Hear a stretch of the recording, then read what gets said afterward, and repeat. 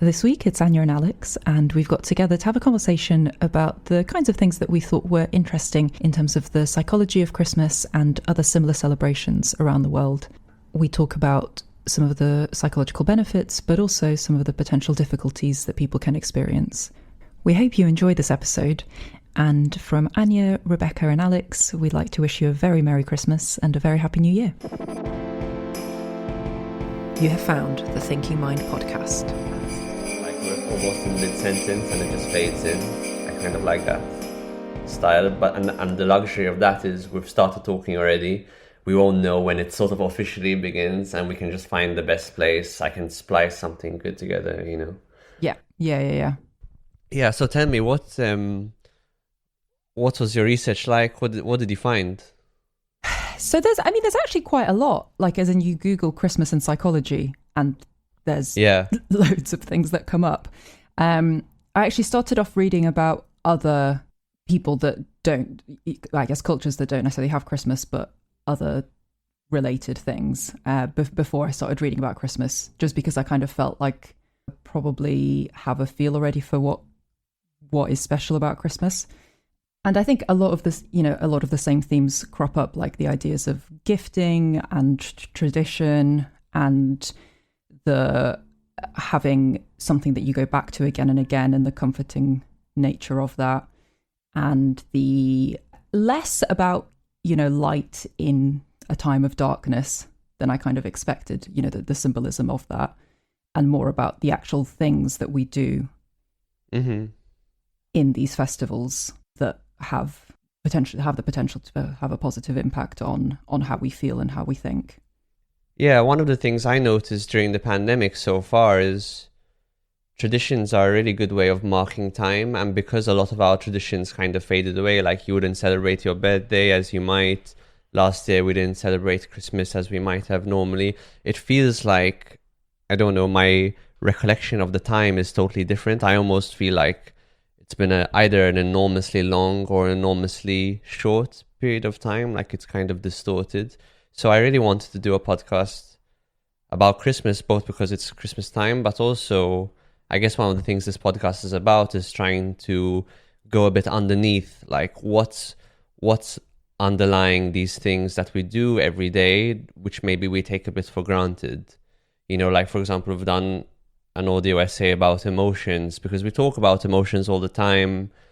They're a big part of our lives, but we don't stop and question, what is this emotion for? What purpose does it serve? When is it functional? When is it not functional? Similarly, with something like Christmas, it comes around, it has a huge impact on everyone's lives. There are pros, there are cons, but there's so much about it we just don't question, like, why are there trees? Why do we hang balls from the tree? Why is it in December? How is it related to Jesus? What other cultures do?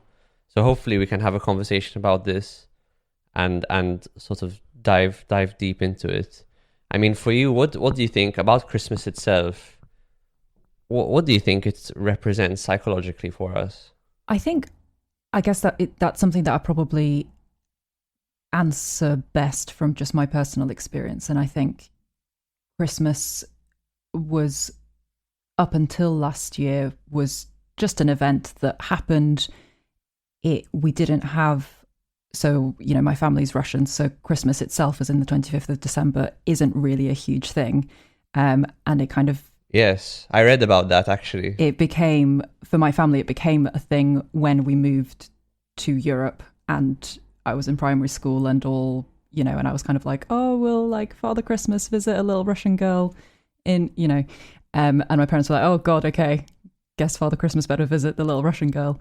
But, we have New Year's, a bigger celebration in my family. So that there's an equivalent, and, swapping presents and all the rest. So that was kind of the background. And then last year, and I think similar to what you've said about what the pandemic has done for our traditions in terms of demolishing a lot of them, last year I got so excited about Christmas because it, you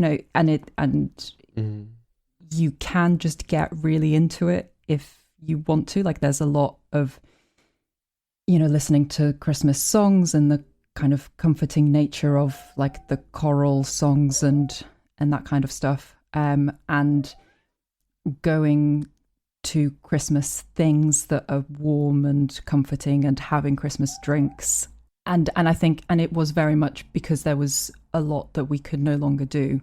Christmas became something that we could do, and actually the warmth of it and the coming together, even if you could only really come together with one or two other people. That's it. I got into that a lot more, I think, with the loss of everything else that we had last year. Yeah, it became more special. And I really think this speaks to the origin of Christmas, at least what I found. Obviously, we think in the Christian sense, Christmas is supposed to represent the birth of Jesus Christ, but of course, the actual birthday of Jesus is unknown. And actually, they made it 25th December, probably to be in line with the winter solstice, which was celebrated by the Romans. Well, really celebrated by all sorts of cultures. The general idea that I found is that it was very important for ancient peoples to be able to mark the passage of time, because that allowed them to know, when do we sow crops, when do we slaughter cattle, when will we have like greater food reserves or less food reserves. Winter was the most likely time when you'd starve, if you were in a ancient civilization. So winter solstice and summer solstice are these ways of marking the passage of time across the end. And it goes back to really, really ancient civilizations, like obviously temples like Stonehenge and Newgrange in Ireland, and even temples in Malta, such as the Imnaidra temple. Going back to 4000 BC, they're built to align with the rising of the sun on the winter solstice, and I think sometimes in the summer solstice as well. And it's remarkable that they were able to do it, but it signifies just how important it was. So there's something about the importance of, as you said, the kind of light in the darkness. Mm-hmm. When things are at our most difficult, what can we do to come together as a community? Mm-hmm. And then there are other considerations which are just very practical. Like what I read is that apparently they used to slaughter cattle around this time of year in temperate climates such as the UK, mm-hmm. so they wouldn't have to feed the cattle all winter, because that was going to be a stress. So they'd have the greatest reserves of meat around this time of year, allowing for a feast. And similarly, usually when you made beer and wine, it would be ready. The fermentation process would have completed by around this time of year. So you have this time of year where mm-hmm. it's difficult, it's dark, you have a deep winter approaching, you need to promote mm-hmm. togetherness, and you have supply of food and you have supply of alcohol, and all that comes together quite nicely to create this holiday. It's really fascinating.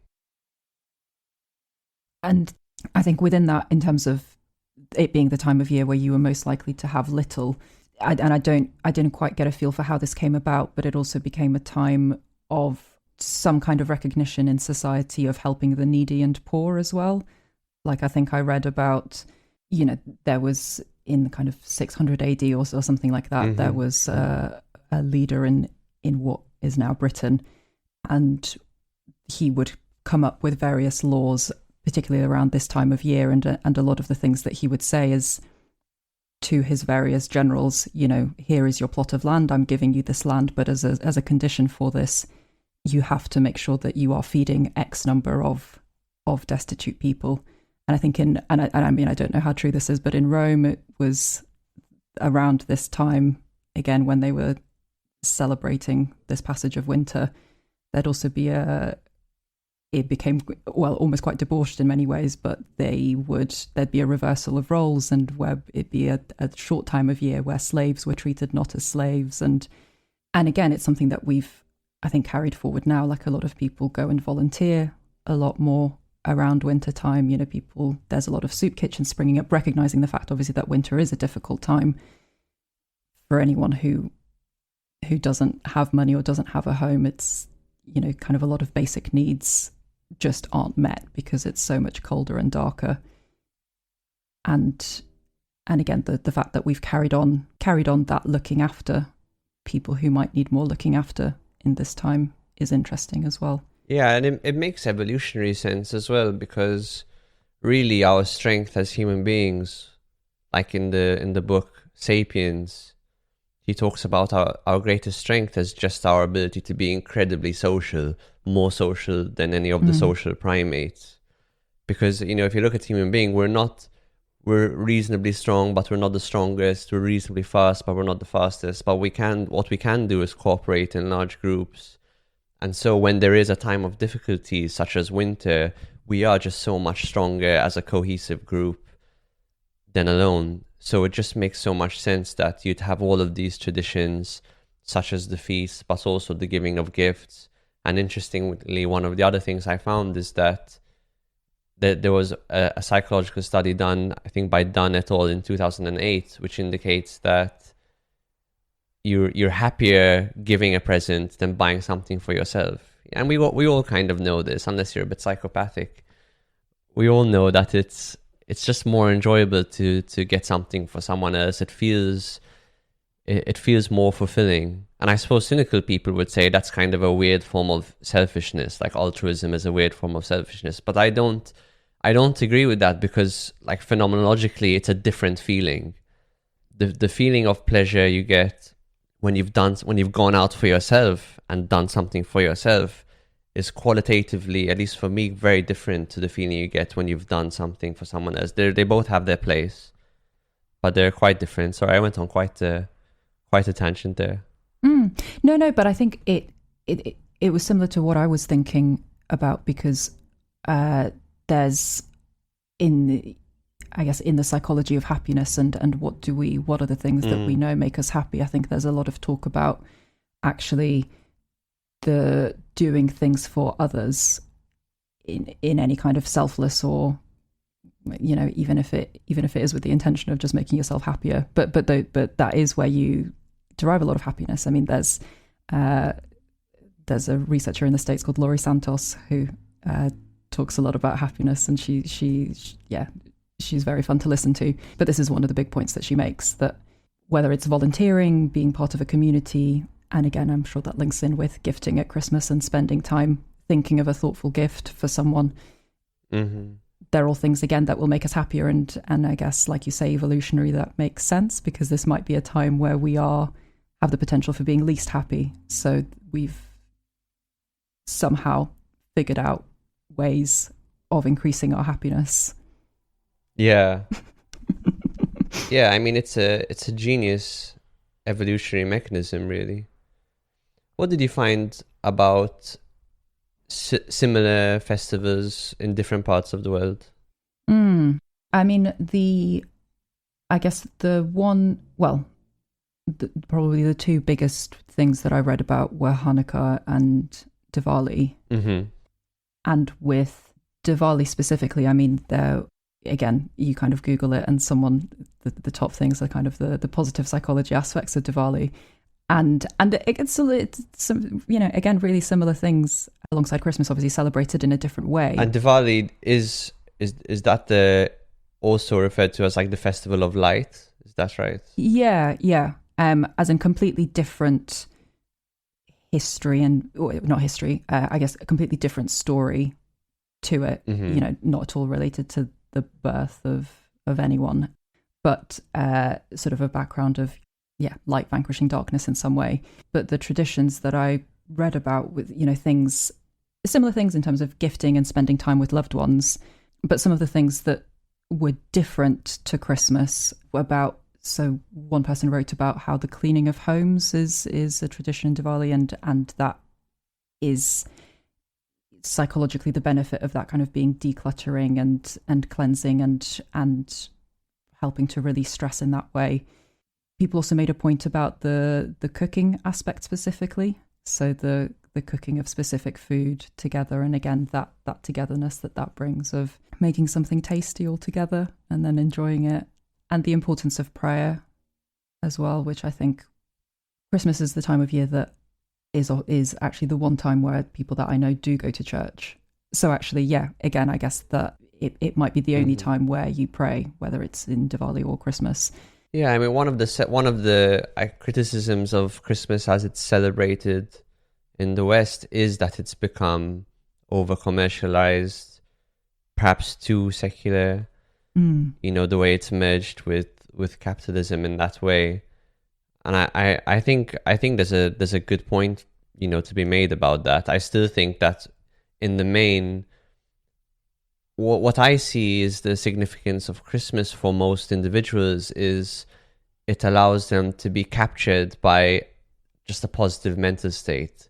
I was reading about, nostalgia in relation to this, and nostalgia has an interesting etymology. It means something like painful remembering, coming from Latin. So there's clearly a positive aspect to nostalgia, but also a slightly negative sentimental aspect, a longing to go back to a particular place and time and feeling. And Don Draper famously talked about this, maybe in the first episode of Mad Men, I don't remember. But this idea of having a time of year where you're put back into this mental state, and really it speaks to how easily we are psychologically primed, because everything about Christmas is designed to induce this mental state by creating a specific sight, sound, smell. All those things are very powerful triggers of nostalgia. So it really creates this atmosphere. I think we underestimate how responsive we are to external stimulation and how much that can influence our mental state. But in Christmas, you realize it as soon as you start hearing the songs and you smell the cinnamon and you sing the food and you're watching the same movies. You're all of a sudden back in this particular mental state. It's really interesting. And so I found some similar winter solstice-like celebrations from around the world. There's a counterpart in India, aside from Diwali, which is celebrated in the autumn. We've got Makar Sankranti. And in Iran, we've got Yalda Night, which is actually, the emphasis is on the night being the longest night of the year. And this feast apparently goes back to very ancient times as well. We've got Dongzhi Festival, celebrated by the Chinese, Taiwanese, Japanese, Koreans, and Vietnamese. You've also got Yule, celebrated in Germany and Scandinavia, which predates Christmas. And you'll remember the word Yule from Harry Potter, from the Yule Ball. And the date of Yule was apparently moved. I think it was celebrated either a bit earlier or a bit later than Christmas, but it was moved again to coincide with Christmas. And then probably the most important one is the Sol Invictus. In the Roman Empire, they celebrated the sun god Sol Invictus on the 25th of December. And that's probably why we have Christmas on the 25th of December, because that's when they would celebrate the sun god. So again, it's really interesting to see these human universals. And it makes sense because before a technological era, the sun was so important, the stars were so important. They were seen, obviously they weren't thought of in the same terms we think of them today as physical entities, but they were thought of as guides to the time of the year, as we mentioned, but also as deities. And you can imagine being an ancient person and staring up at the sky, and what that could have meant to you. How that could have influenced your psychological state. It's so much more than it is now. Now, with a scientific rationalist point of view, for all its perks, we've kind of taken the magic out of it a bit. That's that point specifically. So there was someone, a professor at Columbia, who was talking about Hanukkah, and one of the points they specifically made was about how a little magic is key. So, and that was in relation to one of the origin stories of Hanukkah being about the oil that was found in the destroyed temple that they used to light the candles, and it was sort of only meant to last a short time, and then it lasted much longer. And so this professor said, we don't have a rational explanation for that, and it was just a little bit magical. And again, this festival that we have, everything is a bit more magical. There is a bit more wonder and amazement, and we do take a bit more time just to stop and gaze and I guess be in the moment and be a bit more childlike in some ways, in terms of just allowing ourselves to be jolly and merry and enjoy the sparkle and magic of it all. Yeah, and not to question something good happening. Like, I do think in the modern era, we've become so cynical. It's like we're not allowed the sentiment I get is we're not allowed to enjoy something unless we have a full rational scientific explanation. There's this undercurrent of rationalism or maybe hyper-rationalism that seems to permeate everything. Mm-hmm. And like you say, it takes the magic out of it. And we didn't evolve to be these hyper-rational creatures. We evolved to see meaning everywhere and to have, I think, a more equanimous relationship with the unknown. And this reminds me of the discussion I had with Ian McGilchrist about the difference between the left and the right hemisphere. And I do feel we've become really left hemisphere oriented in that we have to know everything. We have to understand everything. We can't allow ourselves to be submerged in a moment, submerged in the magic of a moment. But actually, there's this other way you can be, which is more of a right hemisphere way of thinking, and a way of thinking that's maybe more in line with Eastern philosophy. Mm-hmm. That you don't have to know. You can be okay with the unknown. You can have an exchange with the unknown, a relationship with the unknown, and that allows a kind of more of a sense of wonder in your experiences and a sense of even unity, I think. Unity and oneness and things like that. Things which sound very far out, for lack of a better word. But things that are important, because I think the more you try and feel like you have to know and understand everything, the more sterile and lifeless really things become. And the truth is you can't know everything even if you try. That's not possible, actually. You might have the illusion, and I think we have the illusion that we're like hyper-rational because we have smartphones that can beam signals to satellites in space. We have this illusion that we're hyper-rational, but we're not. We're still... We have rationality. It's a very useful tool, but we're still very emotional creatures. Mm-hmm. And these things, these traditions are still very important to us in that way. What do you think, Anya? What do you think are some of the dangers of Christmas? We've talked a lot about the positives, but what are kind of the negative points of Christmas? You read my mind. Because obviously I mean, like everything, there's nuance and there's balance, isn't there? I think the main counterbalance, I guess, to what we've discussed is the risk and the high likelihood of loneliness that I think can be amplified at this time of year, particularly when you might feel very separate if you don't have a family, or you can't be with the family, or if you don't have the means to create any kind of celebration. I think our society, well, I mean, certainly in London, but I think in the West in general, we are a lot less community focused. And even if Christmas might be a time where we become a bit more community focused, I think there are still people that are left out. I mean, I guess modern things that come to mind, just in the last couple of weeks with Marcus Rashford, the legend that is, coming up with an affordable Christmas meal with a leading chef in the UK. And I think that was, he did that from his own experience of his family when he was growing up not having enough. And it's, I think, not often acknowledged that actually increasingly in the UK, a lot of people are relying on food banks to be able to eat and actually can't feast like many others.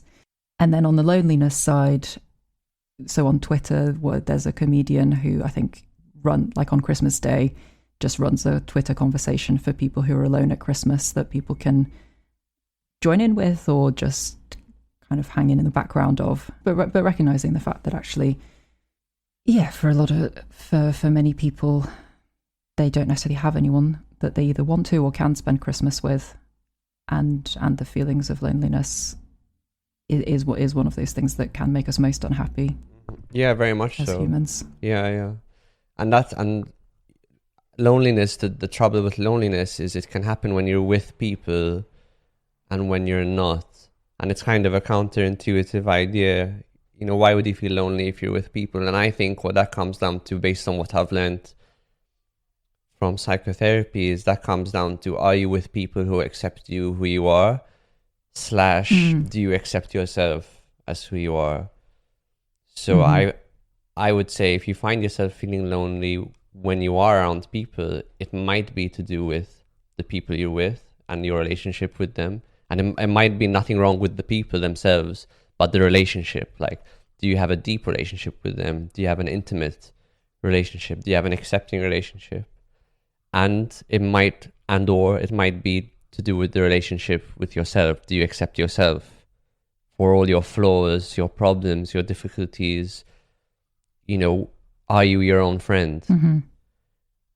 Now, obviously, if you're not with people and you're lonely, then I guess, you know, what I would say is there are resources out there, like you mentioned. If you live in a large metropolitan area, there are almost certainly some kind of organization, some kind of charity, some kind of event that you can attend. And if you don't feel safe, or if it's not possible for you to attend an actual event, all like the online resources, like you mentioned, see if you can connect with someone online, and be humble about how you do it. It might not be the ideal situation you imagine, but definitely some human connection is better than no human connection, very much so. And it is so important to recognize that that's what we need, and we especially need it at this time of year.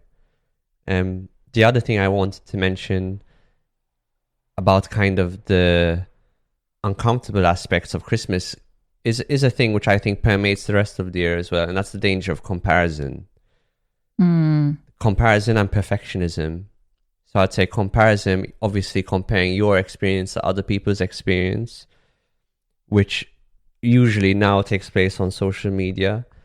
And it's a problem because it's so easy to assume what another person's mental state is by their Instagram posts. You know, if someone posts the perfect Christmas photo with like the fireplace and the loved ones, oh, and she's with her boyfriend and her family and the dog's there as well, and everything's lined up perfect, you're naturally going to assume that she is in a perfect mental state. But people can have the exact perfect external circumstances and be feeling depressed, anxious, miserable.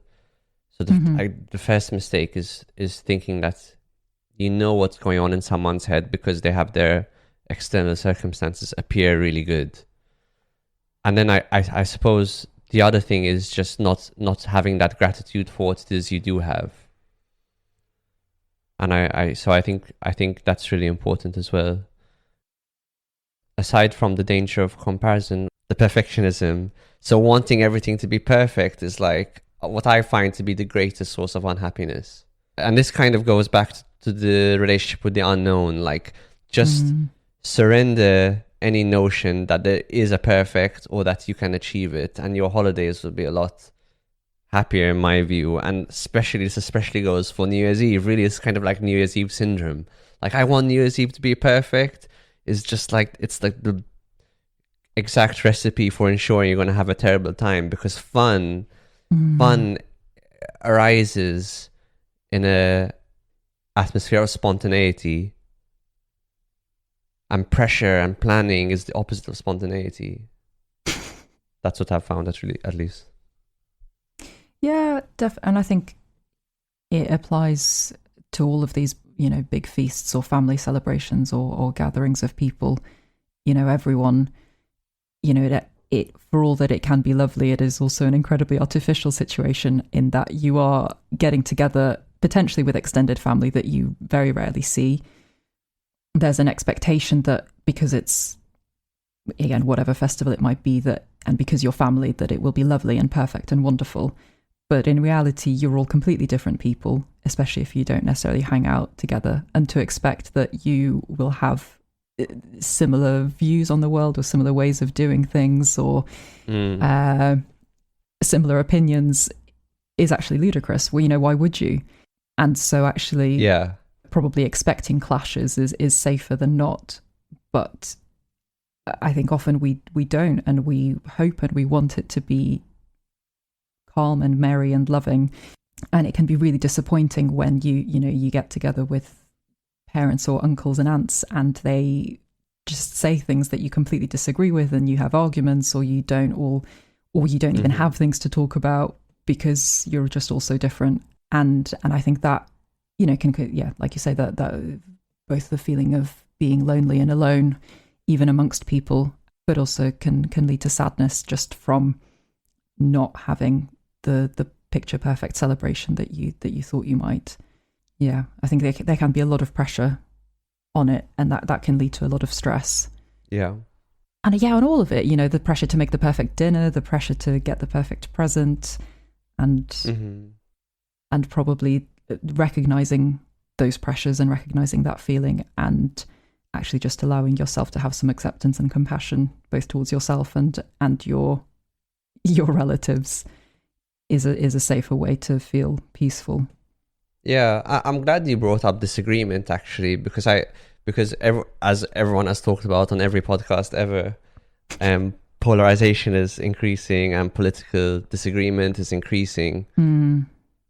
But I feel that Christmas and celebrations like Christmas and gatherings, family gatherings in general, are an opportunity to recognize that you can have disagreements with people who are close to you, either familiarly or friends, and you can still have a productive, mutually beneficial relationship.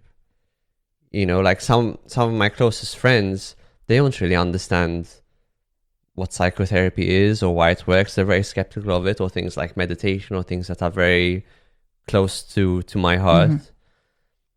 But there can be a solid foundation for a relationship in that that when times are going to be tough, you can be there for each other, that there's a sense of, despite difference, acceptance and compassion for that person, and a willingness to help when they're in need or in pain.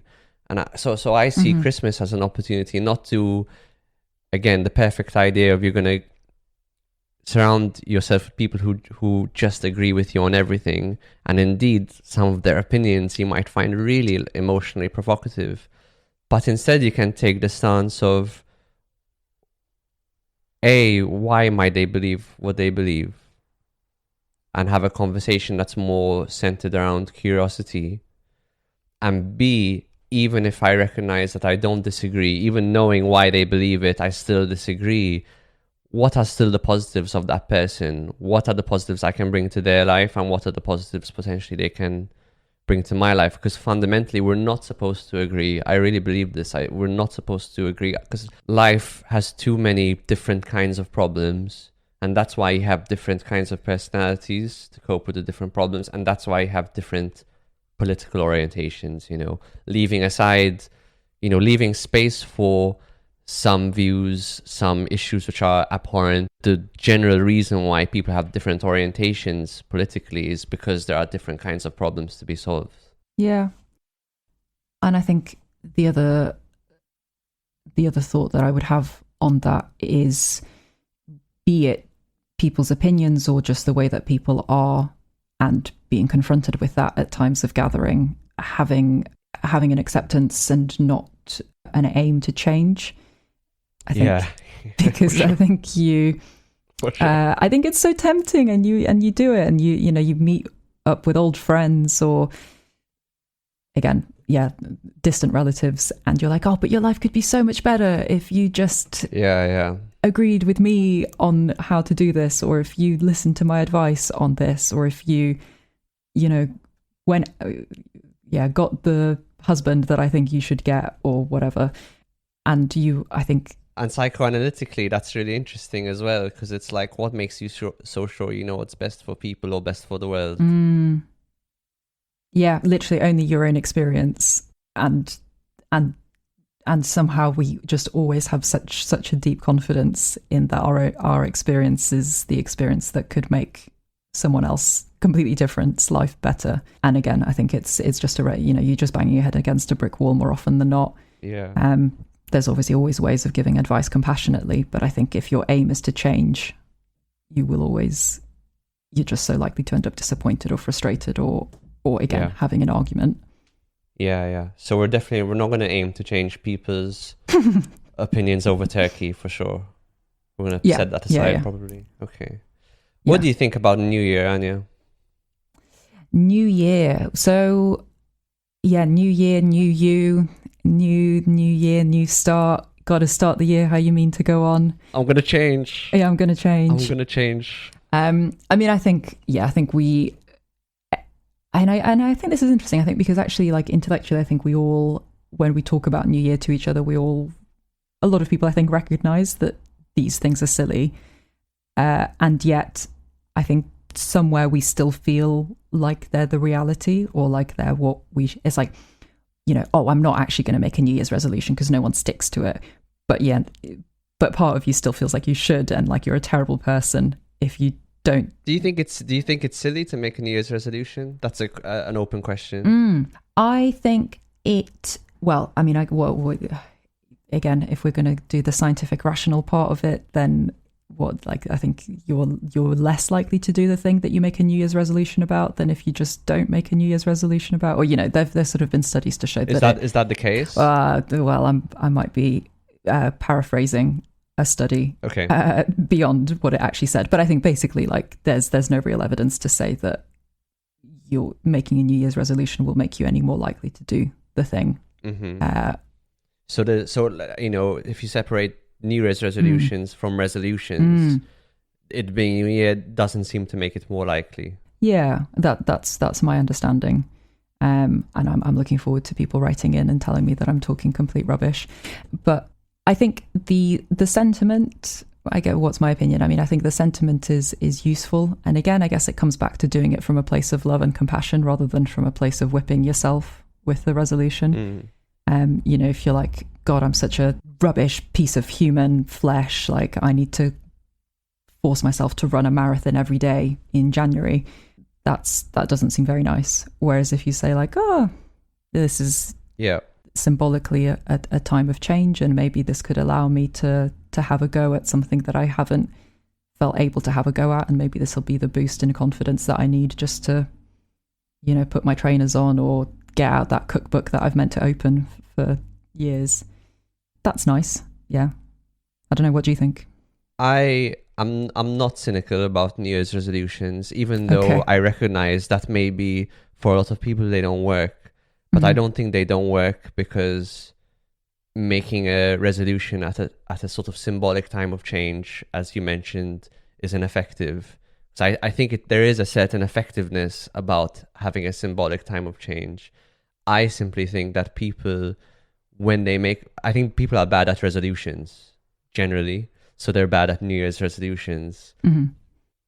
I think most people fail at New Year's resolutions because they don't pick the right resolution, they don't make a plan, they don't figure out how to measure, they don't make good criteria of success, and they don't measure it properly. So, and which are the reasons why I think people are bad at resolutions. For the same, so they'd just as bad at a resolution at a different time of year as New Year's. So if I could make a caricature of a New Year's resolution, someone says the resolution is, I want to stop smoking, which may or may not be the right resolution for them. It may not be the right way of thinking about it. January 1st, they don't touch any cigarettes. They see how long they can go. They don't make a particular plan. How am I going to avoid cigarettes? Which of my friends smoke and which of my friends don't smoke? How am I going to measure my progress? Because am I going to measure my progress with number of cigarettes smoked, frequency of smoking cigarettes, or absolute number of cigarettes smoked? Because let's say you make it to January 15th and you have a cigarette, in most people's minds, they have now failed to stop smoking. But actually, if you just measure your progress differently, i.e.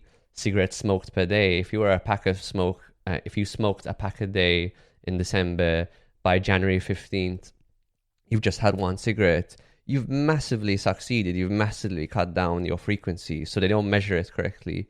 They don't create positive or negative leverage. Like positive leverage might be if I don't smoke if I decrease my frequency of smoking for the first 6 months of the year, I'll buy myself a holiday. That would be positive leverage.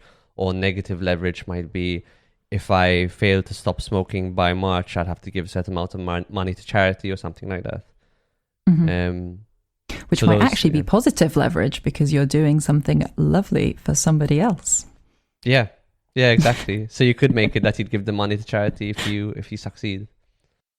But so we're going to release a short episode about New Year's resolutions specifically, I think, to go over these concepts in more detail. And I kind of think about it as, doing a New Year's resolution is like catching a train as it's leaving the station. There's a bit of momentum that you can take advantage of, that if you go into it with the right mindset and the right tools, I think there is that opportunity, and it's a question of, because a lot of people are doing things around that time of year, so there's a sense of community as well. So I think it's just another little bit of leverage and momentum that you can harness. I mean, equally, you can make resolutions at any time of year, but why not take advantage of the momentum? Absolutely. And the medics listening amongst us might recognize, I think it sounded a lot like SMART goals that we always hear about in clinical training and probably all kinds of training. Yeah. But yeah, I guess there's a reason why. Do you have any New Year's resolutions this year? No, I don't. Well, as you might have guessed from my earlier cynicism, I don't tend to make them. I think I like to, over the last few years, and maybe this reflects my own fear of failure, but I like to say things that I would like to try and do more of, but I don't force myself to stick to them as a resolution. And I mean, I guess inherently it's, and I therefore can't really, I think in the past I've just said sort of things like I want to try and read more and I want to try and exercise more. But no, nothing that I've not. But do you know what? Maybe you'll inspire me. Maybe I will make some clever plans this year. What about you? Have you any? I'm not sure. I think one thing that I've neglected is financial health. So I haven't formed a real plan around it yet, but I think I might make a resolution to do with financial health this year. Something like that. What specifically? What would that? Just like general sort of creating more sort of daily procedures in my life around financial health, spending less money, investing, things along those lines. Mm-hmm. You're going to get some Bitcoin? Maybe. Let's see how it goes. Yeah. No, that's probably, I mean, I don't know anything about it. Don't do that on the basis of me saying that. Yeah. Okay. Is there anything else you want to add before we finish, Anya? No, I think we've covered all the bits. No. What about you? No, just say, all right, thank you everyone for listening. Thanks so much for all the generous feedback we've received this year. Really appreciate it. We are planning really to continue going with these podcasts all through next year, and we're looking forward to providing that content for you. Please subscribe, leave a review on Apple Podcasts. That'll be really helpful. If you have a friend who you think might be interested in psychology, mental health, the kind of things we talk about, philosophy of mental health, do share it with them. I hope everyone has a really restful Christmas. I think we all need it. Take advantage of it. Don't put yourself under too much pressure. It's not going to be perfect. Enjoy it. Be kind to yourself. And we'll see you in the new year. Wonderful. Thanks, Alex. You are listening to the Thinking Mind podcast. Thank you so much for listening to this episode. If you enjoyed it, please share it with a friend or give us a rating. It really does help people to find us. If you find the podcast valuable, why not buy us a coffee to help keep us going? There's a link in the show notes. As ever, we love to hear from you and love to hear what you think. So drop us an email or get in touch on social media. Thank you so much.